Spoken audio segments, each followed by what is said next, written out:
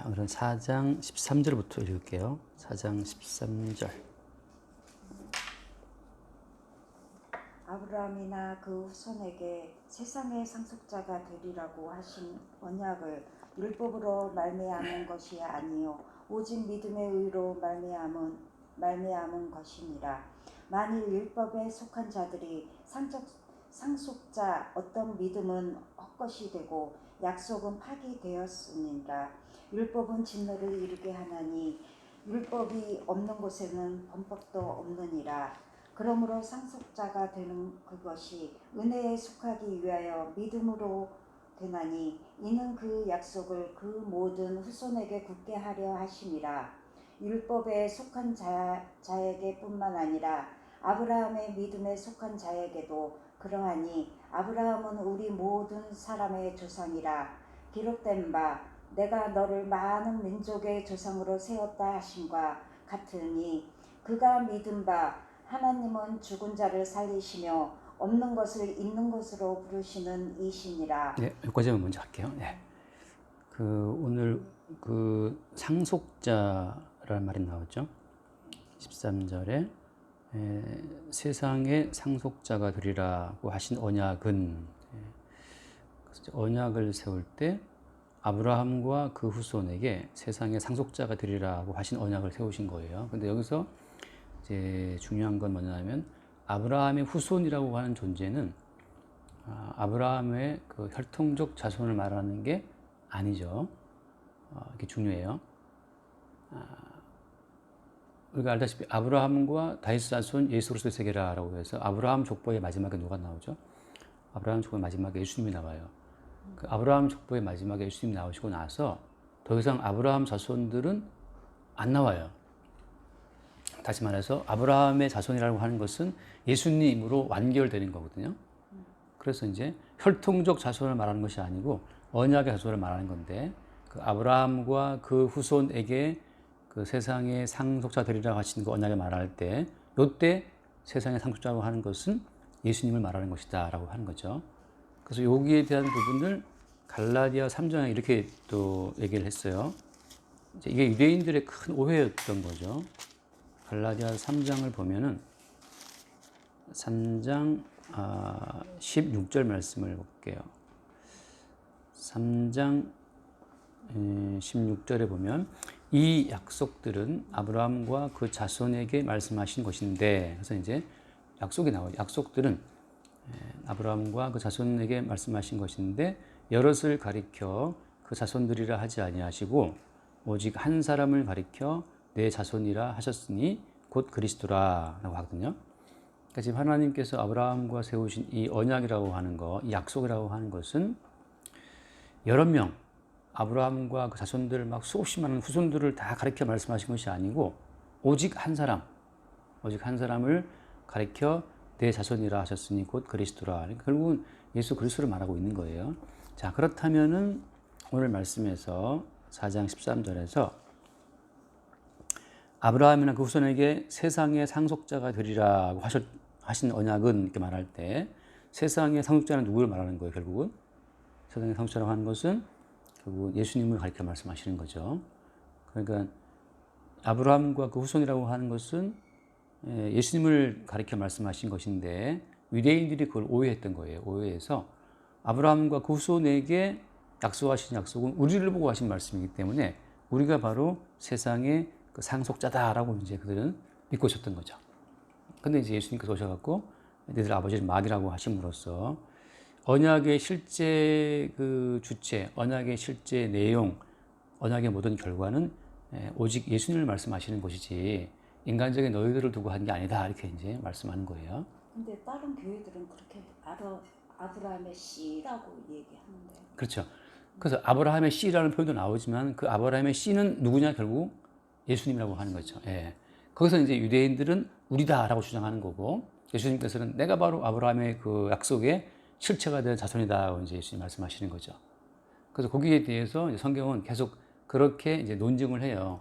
유대인이 아니고 한 사람 예수 그리스도를 말씀하시는 것이다, 이렇게 이제 말하는 거고, 그것 때문에 유대인들이 예수님을 잡아 죽인 거죠. 왜 네 혼자 아브라함 자손이라고 주장하느냐. 우리 모두가 다 아브라함 후손이고 우리 모두가 다 경건한 자손이다 이렇게 말할 때 예수님께서는 너희들 아버지는 마귀다. 그래서 이제 이 언약의 주인공이 자기라고 생각하는 사람들을 예수님이 이제 마귀의 자손이라고 말씀하시는 거예요. 그럼 유대인들은 뭐냐? 유대인들은 하나의 껍질 같은 거예요, 껍질. 우리가 그 옷 포장지 같은 옷이 오면 옷 포장지를 다 벗겨버리고 이제 다 옷만 입잖아요, 그죠? 포장 같이 입는 사람 있죠.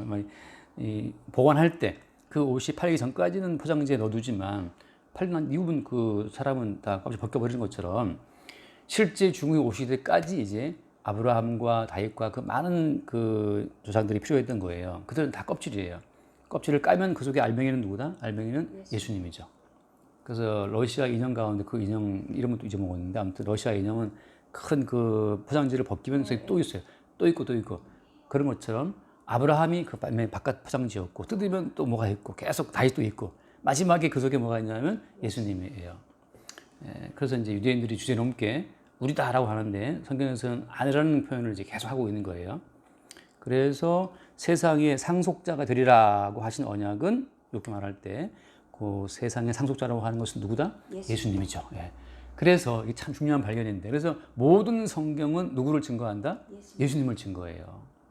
그러니까는 결국은 포장지가 아무리 거창해도 박스에 뭐가 들어있고 또 비닐에 뭐가 쌓여있고 다 해도 결국 마지막엔 그 상품이 들어있는 것처럼 세상이 굉장히 거대해 보이고 큰 박스처럼 말이죠. 그다음에 굉장히 세상이 이렇게 뭐 정밀해 보이지만 뜯고 뜯으면 마지막에 상속자는 유일하게 예수님이죠. 그래서 모든 성경은 예수님을 증거하고 있는 거예요. 그러니까 우리가 그 성경 속에서 예수 그리스도를 볼 수 있다면 그것이 알맹이고 그 예수님만이 우리에게 무엇이다? 그 예수님만이 우리에게 생명이라고 생명, 길과 진리와 생명이라고 하는 거. 그래서 그 예수님과의 만남을 통해서 비로소 포장재로서의 우리 인생의 의미가 드러나는 거예요.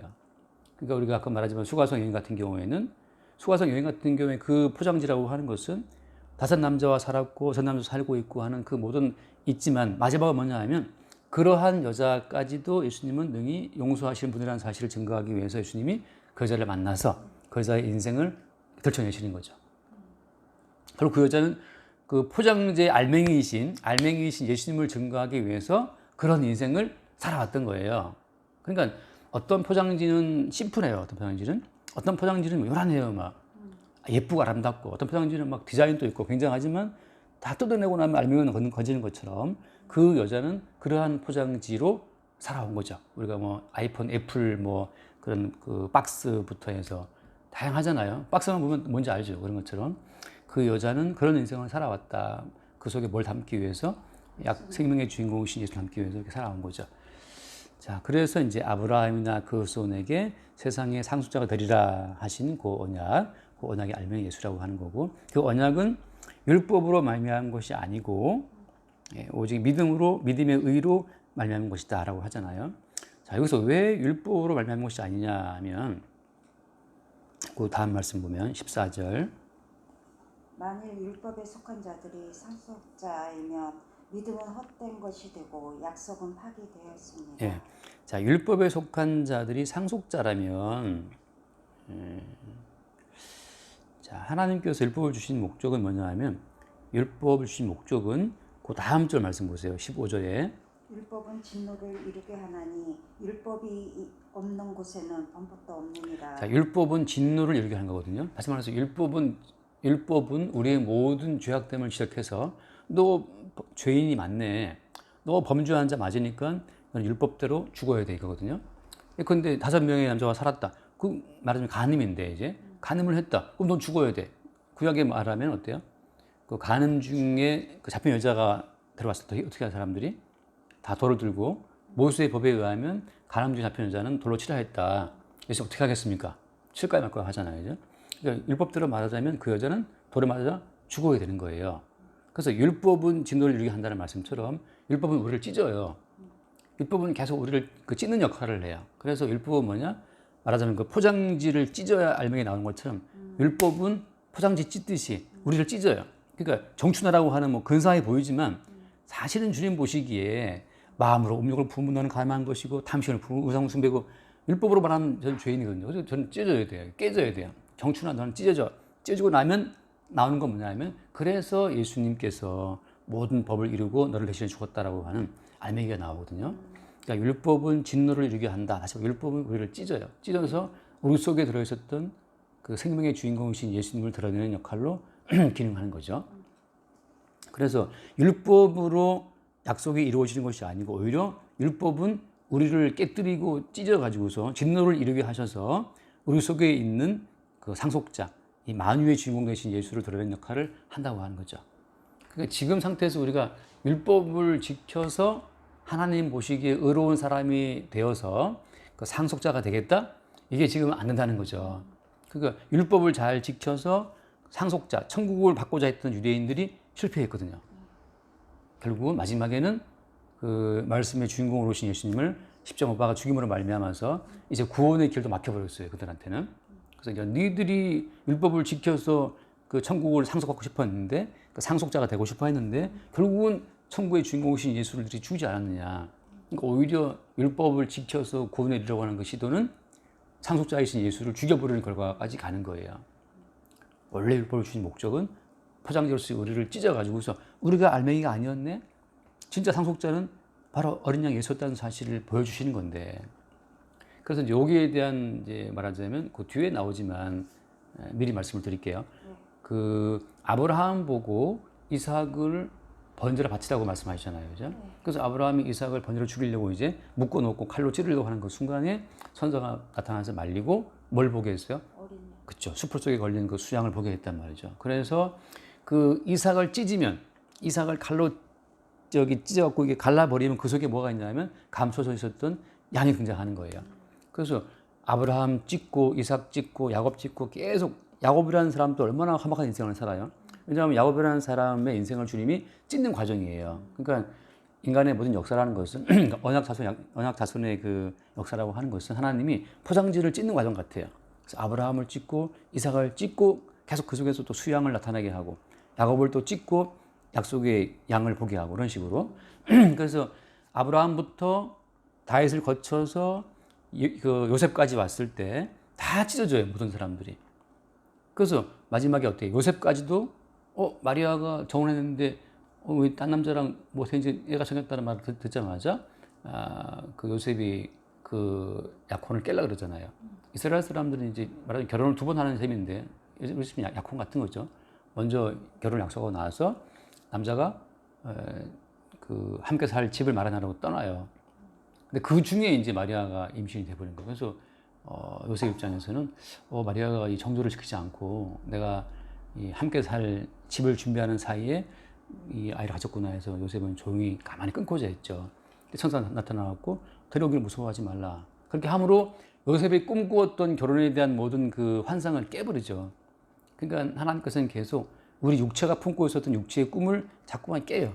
깨는 그 목적은 뭐냐면 네 육체의 어떤 꿈, 네 육체의 욕망, 네 육체의 야망을 이루라고 내가 네 인생을 준 것이 아니고 그리스도 예수를 낳는, 그리스도 예수를 생산하라고 내가 네 인생을 준 것이다 라고 해서 육체의 꿈은 깨지죠. 그래서 육체의 꿈이 깨지고 보니까 사실은 예수님을 위해서 준비된 인생이었네 이거예요. 아까 말한 것처럼 5명 남자와 살던 여자 같은 경우에도 처음부터 그럴 지가 본인이 무슨 계획 세고 나는 내 평생의 버킷리스트, 내 평생의 목표는 6남자와 사는 것, 그거 아니거든요. 누구나 다 한 남자와 행복한 삶을 꿈꾸었는데 하다 보니 이게 뭐가 안 되는 거라 이게. 하다 보니 이혼도 하고 3혼도 하고 4혼도 하고 그래 되는 것처럼. 그러니까 결국은 왜 이렇게 내 인생이 깨지지? 알고 봤더니 뭐냐면 요셉이 그 순결한 마리아와 결혼해서 행복한 가정을 꿈꾸고 싶었는데 왜 임신했다는 말을 듣자 얼마나 그 요셉이 가슴이 무너지겠어요.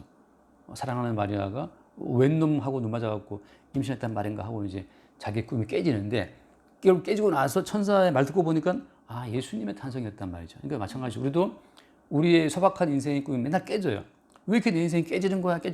근데 어느 날 말씀을 듣고 보니까 그게 예수 그리스도를 증거하기 위한 인생이었다는 사실을 보게 되죠. 그런 것처럼 이제 주님은 계속 율법은 진노를 이루게 하신다는 그 말씀처럼 우리 인생을 찢고 깨뜨리고 박살내는 과정을 통해서 계속 예수 그리스도를 드러내는 거예요. 그래서 일단 또 보면서 할게요. 16절 말씀, 16절에 그러므로 상속자가 되는 그것이 은혜에 속하기 위하여 믿음으로 되나니 이는 그 약속을 그 모든 후손에게 굳게 하려 하심이라.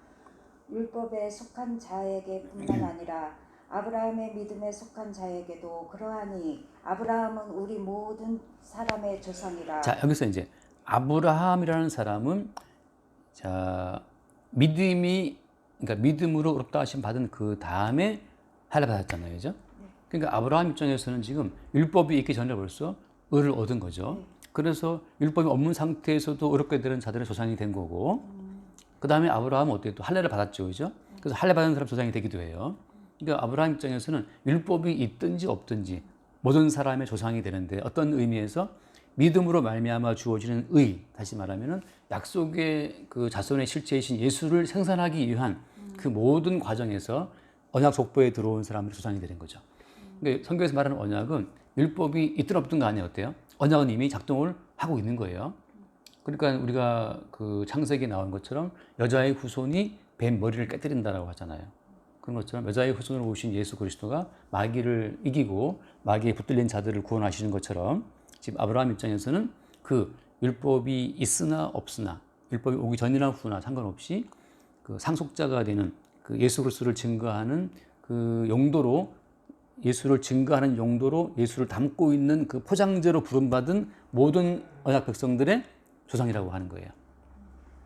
여기에서 그 인생을 아무리 뜯어도 그 속에 예수가 안 나오는 자들은 이건 쓰레기통 이제 지역 백성이 되는 거예요. 박스가 왔는데 빈 박스야. 거기 말하자면, 신약어로 말하게 되면 가라지예요, 가라지. 알곡은 껍질을 까면 그 속에 알맹이가 들어있잖아요. 가라지는 어때요? 껍질을 까면 그 속에 텅 비어 있어요. 그게 가라지란 말이죠. 그래서 굉장히 뭐 성공한 것 같고, 뭐 돈도 많이 버는 것 같고, 막 매출이 막 20억씩 나온 사장인 것 같은데, 그 인생을 깠을 때 그 속에 예수가 없어. 이거 가라지예요. 그래서 지옥 가는 거예요. 그래서 이 땅에서 엄청난 성공을 거둬오는 왕들이라 하더라도 그 껍질을 깠을 때 그 속에 예수가 없다? 지옥 백성이 되는 거죠. 좀 더 그냥 큰 쓰레기, 좀 더 많이 태워야 될 쓰레기가 밖에 뭐 안 되는 거예요. 그 성경에서는 그래서 그런 훌륭한 뭐 대단한 왕들이라든지 뭐 로마의 황제, 로마의 총독, 뭐 빌라도, 이 땅에서는 성공을 거둔 굉장한 사람들이지만 껍질은 막 굉장히 의리의리해 보이지만 껍질을 깠을 때 그 속이 텅 비어, 그 속에 오히려 마귀만 들어가 있는 거죠. 귀신만 들어가 있어요. 그들은 이제 마귀와 함께 지옥 가는 거예요. 근데 언약 백성이라고 하는 자들은 율법이 있으나 없으나 그 껍질을 까면 그 속에 예수가 있어요. 그러니까 이게 신기한 게, 저도 이제 복음을 저랑 말씀을 전해보지만, 그 언약 백성은 자기 인생이 깨지고 찢어지는 거에 대해서 그거 자체가 수용이 돼요. 아, 맞다. 내 인생이 찢어지는 것을 통해서 예수를 보게 되는 그것으로, 예수를 만나게 되는 그것으로 자기 인생을 해석하고 거기에 감사하는 사람이 이 알곡이라면, 왜냐면 내 인생, 어차피 인생은 늙어지고 나중에 치매 오고 죽는단 말이죠. 아, 내 인생은 알고 계신 예수를 생산하기 위한 과정으로 하나님 내 인생을 살게 했다는 것을 받아들이는 사람은 자기 인생을 수용해요. 근데 그게 없는 사람들은 왜 이렇게 내가 늙어야 되고, 왜 이렇게 내가 병들어야 되고, 버림받아야 되고, 이렇게 죽어야 되냐 말이지. 왜 이렇게 하필 나한테 이렇게 질병이 왔냐 하고 막 자기가 자기 인생 주인이기 때문에 거기에 대한 원망과 막 그 불평과 원망이 튀어나오죠. 하나님 있으면 이럴 수 있냐고 막. 근데 성도의 입장에서는 그런 갈등이 있다 하더라도 마지막에는 뭐냐면, 아, 주님이, 그 예수님이 나의 생명의 주인이심을 알게 하시기 위해서 이렇게 내 인생을 깨뜨리고 찢고 험악한 인생을 살게 했다는 사실을 고백하게 되죠. 그 야곱처럼. 그래서 야곱이 분이 약복강 가에서 씨름하다가 환도뼈가 부러지는 과정을 통해서 무슨 고백을 해요? 내가 하나님의 얼굴을 보고도 살았다는 말을 하거든요. 그러니까 자기 인생을 환도뼈를 깨뜨리는 인물이 누구다? 처음에는 환도뼈를 막 자기를 죽이려 온 그 존재가 악한 자들하고 막 씨름을 했는데, 나중에 알고 보니 그분이, 내 환도뼈를 깨뜨리는 분이 그게 이제 약속의 주님이었어요. 야, 야곱아, 네 환도뼈가 부러지고 네 인생이 깨져야 내가 내가 산출된다. 네 인생은 너를 위한 인생이 아니고 나 예수 그리스도를 위한 인생이었다는 사실을 그렇게 보여주시는 거죠. 그러니까 우리가 우리 인생의 꿈을 계속 이뤄나가는 것이 그게 복이 아니에요. 어느 순간 좌절되면서 우리가 깨지고 찢어지는 걸 통해서 우리는 이제 삐죽삐죽 예수님이 주인인 사실이 드러나죠. 그게 복이에요. 그래서 왜 내 인생을 망가뜨립니까? 라고 이제 원망과 불평 가운데 살다 보면 그 이제 나중에 마지막에 이제 그 가라져 드러나는 거고, 그 다툼 속에서 나중에 이거 자체가 주님을 위한 인생이었고, 주님은 주님을 드러내기 위해서 이렇게 내 인생을 뺑뺑이 돌리고 깨뜨리고 찢으시는 거를 수용하는 사람이 이제 언약 백성이 돼요. 그래서 아브라함과 야곱이라는 인생은 평탄한 삶을 산 사람이 아무도 없어요. 아브라함 본토와 친정 아비를 떠나서 나그네 길을 평생 살았고, 이삭은 지가 사랑하는 아들에게 복 주고 싶었으나 엉뚱한 아들에게 복이 가고, 또 그 아들을 또 잃어버리고, 또 그죠? 아들이 야곱이 집 나가서 아무튼 그런, 또 부인에게 속임을 당하고 그런 인생하고, 야곱은 말할 것도 없고. 그래서 우리가 언약 백성들을 보게 되면 행복한 인생을 산 것이 아니고 이 땅에서 다 나그네로 살고 뭔가 문제 있는 험악한 세월을 살아요. 왜냐하면 그들의 인생을 주님이 찢어서 계속 예수를 보이는 과정이었으니까. 그러니까 성도는 그렇다는 거죠. 그래서 이제 17절 말씀. 기록된 바 내가 너를 많은 민족의 조상으로 세웠다 하신 것 같으니 그가 믿은 바 하나님은 죽은 자를 살리시며 없는 것을 있는 것으로 부르시는 이시니라. 이게 이제 중요해요. 하나님은 죽은 자를 살리시는 분이기 때문에 일단 어때요? 일단은 하나님은 살아있다는 사람들을 죽음으로 집어넣어요. 그래서 나는 지금 살아있는 것이 아니었구나. 사실은 난 죽음 속에 있다는 사실을 알게 하시는 거죠. 거슬러 올라가면 이런 거예요. 제가 한번 여쭤볼게요. 선악과를 먹으면 정령 죽으리라 말씀했잖아요. 선악과를 먹었죠, 그죠? 그럼 아담과 하와는 죽은 거에 산 거예요? 십자가 앞에 죽은 거죠. 죽었지. 선악과를 먹으면 정령 죽으리라 했기 때문에 선악과를 먹었잖아요, 그죠? 네. 그러면 살았어요, 죽었어요? 죽었어요. 죽었죠. 근데 심장은 뛰고 있죠. 아담도 움직이고 있죠. 말도 하죠. 근데 어때요? 그 말씀 그대로 그들은 죽은 자예요.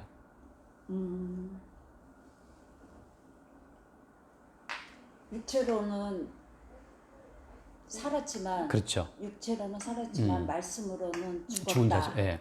죽었기 때문에 이제 하나님 앞에 그냥 불태워서 지옥 들어갈 그 과정밖에 안 남아 있어요. 우리가 컨베이어 벨트에 물건을 딱 실어두면 착착착 가잖아요, 그죠?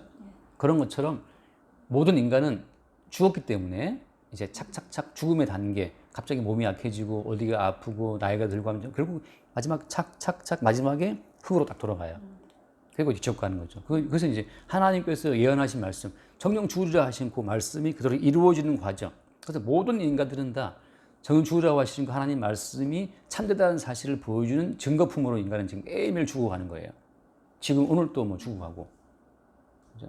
매일매일 죽어가는 그 이유는 뭐냐면 정령 죽으라고 말씀하신 그 말씀의 실체가 계속 이루어지고 있는 거죠. 그런데 사람들은 그 마귀의 거짓말을 받아갖고 너 심장 뛰고 있잖니, 너 지금 뭐 먹고 있잖니, 너 지금 살아있는 거야 하고 계속 그 살아있다라고 하는 그 정의, 마귀의 거짓말을 믿고 나 살아있다고 믿고 있는 거예요. 그러니까 마귀의 말에 의하면 너 심장 뛰고 너 말하고 있으면 넌 살아있는 거야. 근데 하나님께서 말씀하신 것은 니들이 지금 이미 선악과를 먹었잖니, 그럼 죽은 거야. 선악과를 먹어서 우리 엄마는 어떻고 우리 아빠는 어떻고 뭐 손님은 어떻고 뭐 나는 어떻고 계속 그 선과 악의 가치관으로 판단하고 살아가잖아요. 그게 지금 죽어 있다는 증거예요. 살아있는 사람은, 근데 아담과 하와처럼 아직 안 죽은 사람은 벌거벗고 있어도 그것이 아무런 문제가 안 돼. 근데 선악과를 먹은 인간은 벗고 있으면 아이고 부끄러워래, 가려야 돼. 선악과를 먹은 인간은 돈이 없잖아요. 그럼 불안해. 아이고 어떻게 살지? 근데 선악과를 안 먹은 인간은 돈이 있으나 없으나 벗고 있어도 아무 문제 없어요. 이제 약간 오늘 또 왔다 가셨는데 그분이 약간 정신이 이상하시니까 옷을 이제 갈아입었더라고. 근데 그러니까 그분은 뭐랄까 사회적인 그 우리가 알고 있는 규범에서 정해 놓은 그런 어떤 그 교범에 대해서는 신경을 안 쓰는 분이에요. 그냥 똑같은 옷을 입고 서랍바 끌고 왔다 갔다 하시고 뭐 머리가 휘어도 염색 같은 거 생각도 안 하시고 뭐 그런 거죠. 그냥 자유롭게 어떻게 보면. 그래서 제가 봤었던 사람 중에 어릴 때 시골 살 때 그 정신병자가 있었는데 그 사람은 항상 이렇게 해벌쭉 웃어요. 항상 이렇게 히 웃어. 꽃만 꽂으면 완전히 이제 그런데 아무런 뭐 불평 원망이 없어요. 그러니까 어떤 지적인 능력이 떨어지는 그런 거죠. 그건 하나의 이제 예시지만 선악과를 먹기 전에 인간은 하나님이 벗겨놓으시면 벗겨놓은 대로 사는 거죠. 선악과 먹은 그 다음부터는 이제 내가 벗었네, 가려야 돼. 계속 본인의 어떤 삶을 만들어가요. 이게 하나의 허상인데 본인이 본인의 삶을 아무리 만들어가도 마지막에 흙으로 죽는단 말이죠. 죽는데 계속 본인들은 뭘로 가리고 이제 자기들만의 세계를 구성하는 거죠. 그래서 성경에서 죽었다. 여기서 말씀하시는 거 17절 말씀 어디가 17절에 그가 믿은 바 하나님은 죽은 자를 살리시며라고 말할 때 이 죽은 자라고 하는 이 죽은 자 먼저 우리가 죽은 자였다는 사실을 알게 하시는 거예요. 그래서 아브라함 집안이 하나님이 야 아브라함 집안 식구들아 니들은 다 죽은 자들이야라고 알게 하시는 그 니들이 죽은 자라는 사실을 하나님이 알게 하시는 하나의 방법이 바로 뭐냐면 사라의 태를 죽이는 거예요. 사라의 경수가 끊어지게 해서 더 이상 자손을 낳을 수가 없어. 그럼 그 집안은 망하는 거거든요. 그러니까 지금이랑 다르지만 예전 같은 경우에는 아이를 못 낳으면 종족이 끝나기 때문에 그건 심각한 저주예요. 그래서 아브라함 집안에 사라의 태를 말려서 죽여서 이제 경수가 안 나와. 이제 죽은 거죠. 그래서 아브라함 집안은 이제 죽었다 하고 일단 죽여놔요. 일단 하나님께서는 일단 야 너희들 지금 죽어 있어 하고 우리에게 그 엄연한 죽음을 현실화 시킨다고 하는 거. 난 죽은 자구나. 그 죽은 자의 양상이 어떻다? 선과 악의 치열한 노력으로 계속 악은 피하고 선은 이루고 돈을 못 버는 건 악이고 돈을 버는 건 선이야. 난 돈을 벌어야 되겠어. 결혼을 안 하는 건 악이고 하는 건 선이야. 나 결혼해야 되겠어. 이런 식으로 계속 그 선과 악의 나름의 조합을 갖고 자기 인생을 만들어 간다는 거. 그러니까 지금 어떻게 보면 많은 인간들이 지금 존재하는 모습은 나름대로 악은 버리고 선을 택해서 살아온 결과가 지금 오늘 이 모습인 거예요. 그래서 아이를 낳을까 말까? 낳아야 돼. 그 낳는 게 선이면 또 아이를 낳고 애를 어떻게 유치원 보내봐라. 그래 안 보내면 악이고 보내면 선이야. 보내고 유학을 보내봐라. 끝없이 인간은 그 선과 악의 조합 속에서 자기 인생을 만들어 가는데 그 전체가 다 사실은 허상이었다. 마지막에 다 흙으로 돌아가는 껍데기였죠. 모래성처럼 쌓았다가 파도가 밀려오면 모래성 다 무너지는 것처럼 그렇게 쌓아온 인생이 마지막에 다 허물어지는 거예요. 흙으로 가서 흙으로 가버려. 그래서 기러기 아빠니 유학 갔다가 박사가 됐더니 다 결국은 마지막엔 모래성 쌓은 거예요. 죽으면 남는 게 아무것도 없어. 건물을 세웠다. 다 모래성이에요. 죽으면 아무것도 없는데. 그래서 하나님께서는 일단 너희들은 죽음 가운데 있다는 그 죽음을 우리가 확인을 시키시고 그 다음에 어때? 죽은 자를 살리시고 그래서 그 다음에 이제 사라의 태를 죽이신 그 다음에 사라의 태 속에 언약의 말씀으로 명년 이맘때에 내게 아들이 있으리라 하신 그 말씀 그대로 사라의 태를 죽여놓은 그 다음에도 그 다음 해에 비로소 아들이 생기게 하죠. 그래서 그 아들은 사라의 경수구 여자의 난자로 태어난 아들이 아니고 언약의 말씀으로 태어난 아들이라고 하는 거예요. 그러니까 지금 우리 입장에서는 정자와 난자가 만나서 태어나는 것을 우리는 진리로 알고 있지만 그 진리가 아니에요. 주님께서 만들어 놓으신 하나의 이 땅에 죽어마땅한 인간들이 태어나는 하나의 그냥 기재, 하나의 기계적인 장치를 해놓으신 거고 언약의 말씀으로 또 경수꾼한 여자를 통해서 아들을 만들어낼 수가 있는 거죠. 주님께서 말씀으로 만물을 창조하시는 분인데 그러니까 지금 사람들이 이거 갖고 말도 안 된다 그러는데 니들 생각하는 그 말 된다고 하는 것은 하나님이 만들어 놓으신 많은 것 가운데 존재 양식 가운데 하나를 갖고 지금 우기는 건데 하나님께서는 말씀으로 만물을 창조하신 분이기 때문에 너는 이맘때 사라에게 아들이 있으리라. 그럼 그 말씀 그대로 아들이 있는 거죠. 그래서 이제 일단 죽여놓고 나서 말씀에 의해 살리시는 말씀에 의해 태어나는 새로운 아들을 주심으로 말미암아서 하나님은 일단 우리를 죽음 속에 있다는 그 사실을 알게 하시고 그 다음에 그 말씀으로 말미암아 새로운 생명을 만들어내신 분이라는 사실을 증거하시는 거죠. 그래서 이제 요걸 그대로 가지고 오면 오늘날 언약에 속한 모든 백성들은 매일매일 자기의 죽음을 확인해요. 내가 지금 이렇게 하면 돈을 많이 벌까? 아니야, 이렇게 해야 돼. 이 자체가 이게 사실은 죽음 속에 들어있는 생각이구나를 알게 되는 거죠.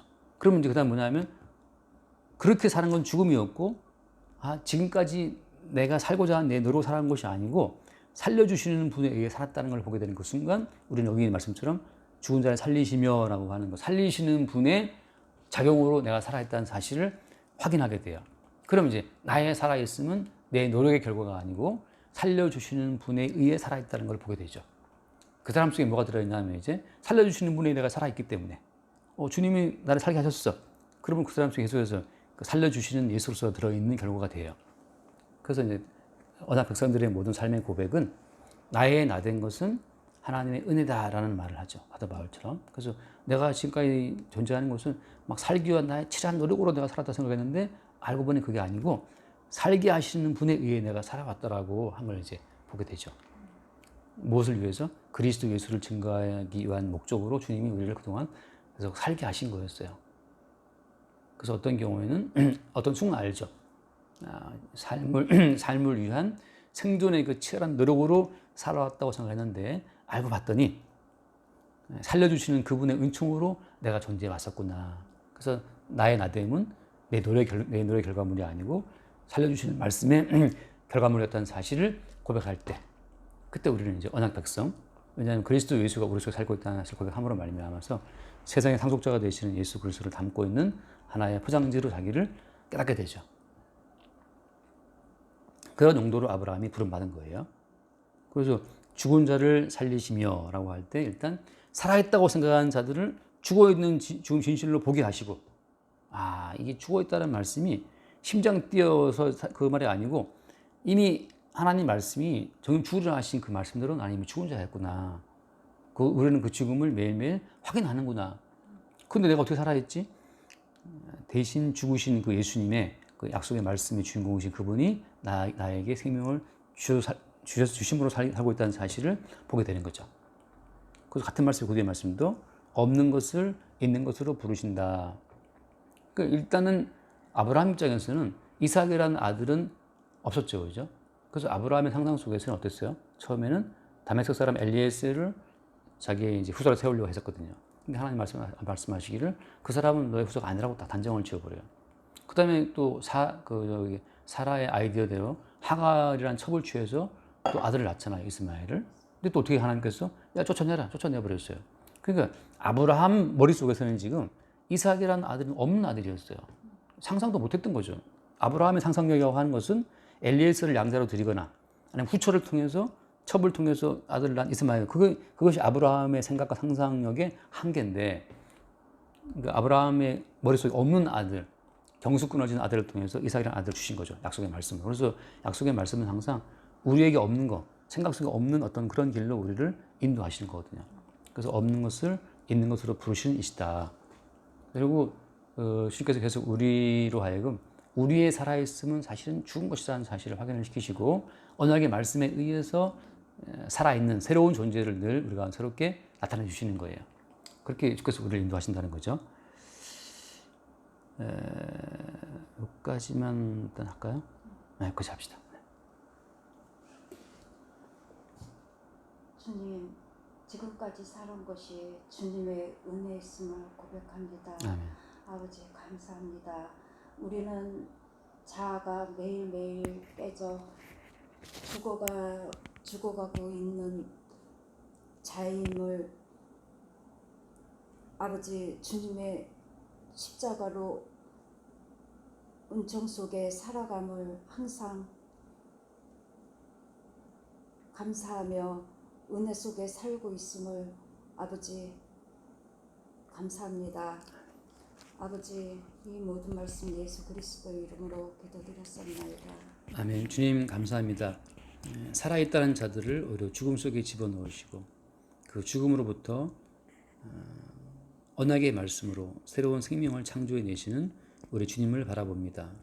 지금 우리가 존재하는 것은 생존을 위한 우리의 노력이 아니라 사실은 우리를 살려내시는 언약의 말씀에 의해 우리가 살고 있는 것이고, 우리의 안에 언약의 주인공이신 예수 그리스도를 담아내시기 위해 우리를 지금까지 살게 하신 것을 새롭게 바라봅니다.